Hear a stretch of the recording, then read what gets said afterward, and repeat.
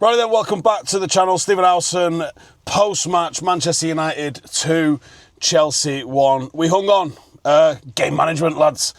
Managed to get it done. Managed to get it over the line. 2 red cards, which kind of killed the game. The first one, so early in the game, and it was a red card. There's no two ways around it. It was an absolute red card. I was almost anticipating what the pundits and Wibble we're going to say about it. Obviously, going to get no credit for that whatsoever. United race into a 2-goal lead.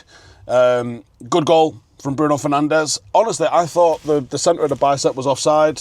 I certainly thought that it was very, very close with the offside. But I guess now that I don't know when that new ruling is due to come in. I don't think it's coming just yet, at least anyway. Is a goal, 1-0. And then Casemiro gets something similar inside the 6-yard box for the second. And you think, right, get a third, get this game home and hosed. And then the game kind of doesn't really get a chance to properly settle because Casemiro's red card really levels things up. And I mean, really levels things up. Obviously, there wasn't long left, but it felt like United panicked.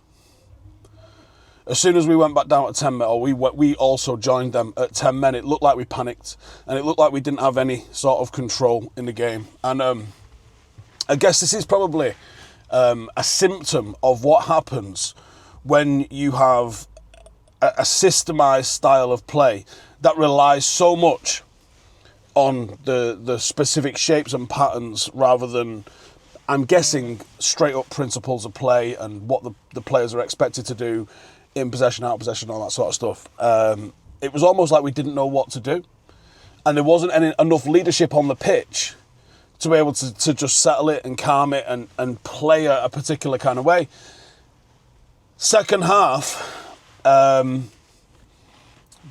didn't think United got going. I don't know if that's because we've not been able to get a win. Enough wins, let's be honest. You know, 1 against Burnley is not really a lot of wins, is it? I don't know if that was maybe symptomatic of, like, is it a case of, listen, the next goal is so big, but we were a little bit panicked about whether or not it was going to be us that conceded it. If we'd have pushed on and got the third, I think we probably would have settled then. But there's also the absolute raw panic of, if we concede 1, we could concede 2. And I think that was what happened when we did concede that 1. There was an absolute flap and probably a lack of belief that we would go on and get the third and see the game out. And instead of us continuing to, or even trying to play, because I can't say continuing, because I didn't think that United really played very many good patterns of play in the second half. It was a very poor performance in the second half from us. From Chelsea's perspective, they just send it forward. You're trying to get back in the game, you just send it forward. And sometimes it's the easiest thing to be in. You're both now at 10 men, you've got nothing to lose, go for it. The confidence is low at United, capitalise. So it suited the game state being back at 10 men. And from the position that you're in as Chelsea, like, you're down at 10 men, you concede 1, you concede 2. It's over. So at half time, that's when a manager earns his coin. He sticks it on him and he goes, lads, you've got nothing to lose here now. Go for it. And I think United were pushed back a little bit. We were playing like a 5-3-1 for most of the second half, just really trying to contain Chelsea. And it was Chelsea that made some wild subs. If United had poured it on a little bit more and Casemiro maybe hadn't have got sent off. And by the way, I don't even know if it's a foul. I don't even know if it's a foul. Yes, he's got his arm around him, but has he impeded him? Because if that's a foul, there's 1,000 more fouls per game that aren't getting given. And then he comes around the side of him and he gets the ball. I don't even know if it's a foul. A yellow card in that instance is extremely harsh, I believe. A yellow card in that instance I think is extremely harsh. But anyway, whatever. The game state being what it was, Chelsea have twisted. United have had to try and hold on. And because the confidence was fragile and because maybe the attacking play hasn't quite been as impervious as you would hope it to be, the game has ended up being what it's ended up. And then as soon as Chelsea got theirs, they could smell, oh shit, we can get a second here. And I think United smell. And obviously I've not been at the game today. We've had our members day here at the club. I'll talk about that in a sec. But as soon as they got that one, I don't know what the crowd was like at Old Trafford. If the crowd at Old Trafford was nervy, I can imagine it was. Couldn't really tell through the TV. I imagine it probably translated a little bit to the players, and that maybe was why we saw such a reaction the way we did from the players, where we were very much reliant on one man as an outlet, drive over the halfway line, try and make something happen, whether that was Ahmad, whether that was Bruno, whether that was Cunha later on. It was just a case of send it and hope. And I'm not saying I disagree, I'm not saying I agree, it just is what it is. When the game has gone the way it's gone, you just got to see it out, and the game management has to be there. Now, the game management was there. We saw the game out, we got the win, we got the 3 points, and even though it feels like a little bit subdued, or I feel like I'm a little bit subdued on the back of that because of watching it and the circumstances in which the game ended with Chelsea being on top and pushing for it, almost doesn't feel worthy of the 3 points. I mean, am I misreading that? That's my own sort of thoughts and feelings about how the game ended. But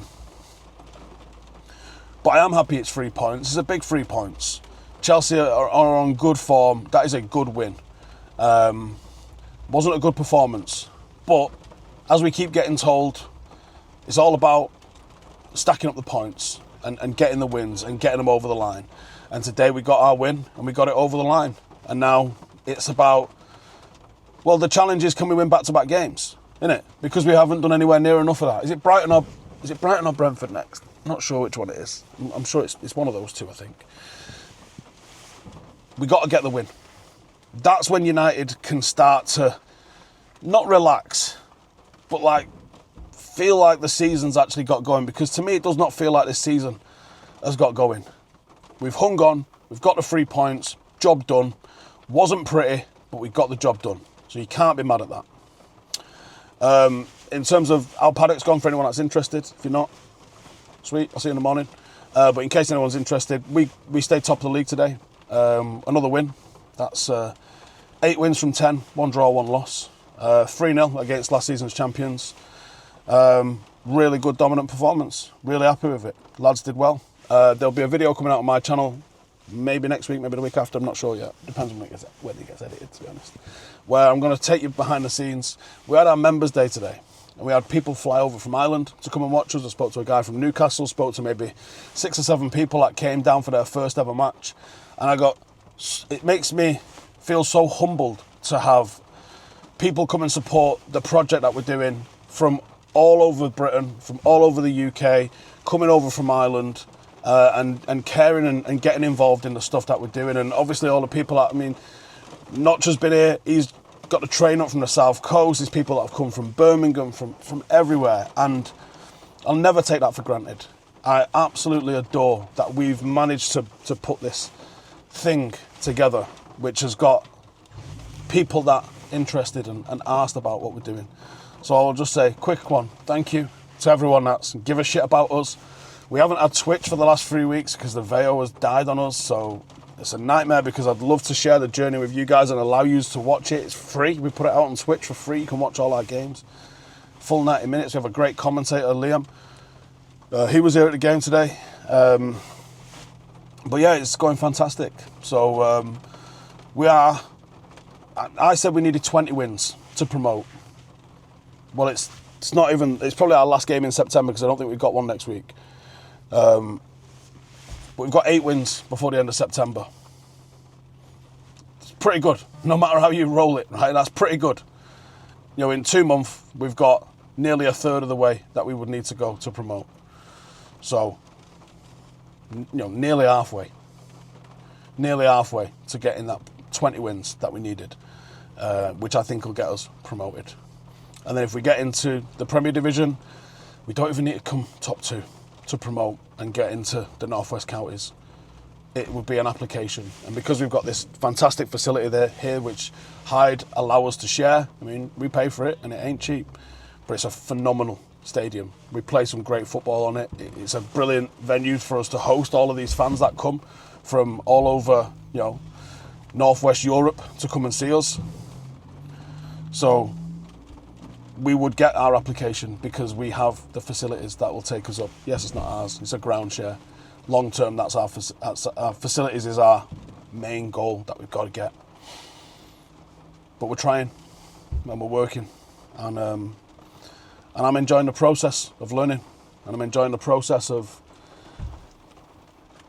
seeing how managers are able to impact games, and I think it gives me a little bit of a perspective for when I'm doing this stuff and analysing games and how they've gone and seeing the behind the scenes of it. And, you know, Hyde are looking for a new manager at the moment, speaking to their directors about what does that look like, the sort of applicant that they're getting and stuff like that, you know, and how they see it going. But yeah, very interesting, fascinating to have a look behind the scenes and see, like, you know, a really established, well-run club like Hyde, and, you know, the things, the difficulties that they experience different to us, obviously, and, you know, and the cost that is involved at their level, because it's substantial. Anyway, cheers everyone for tuning in. Back tomorrow with 5 things, player ratings, and the walk in the morning. So hopefully it's been a good day. For me, it's been 2 wins so far. We'll see if we can get a 3rd. And take it easy, everyone. Up the Paddock, up the fucking Reds. See you in a bit. Bye-bye.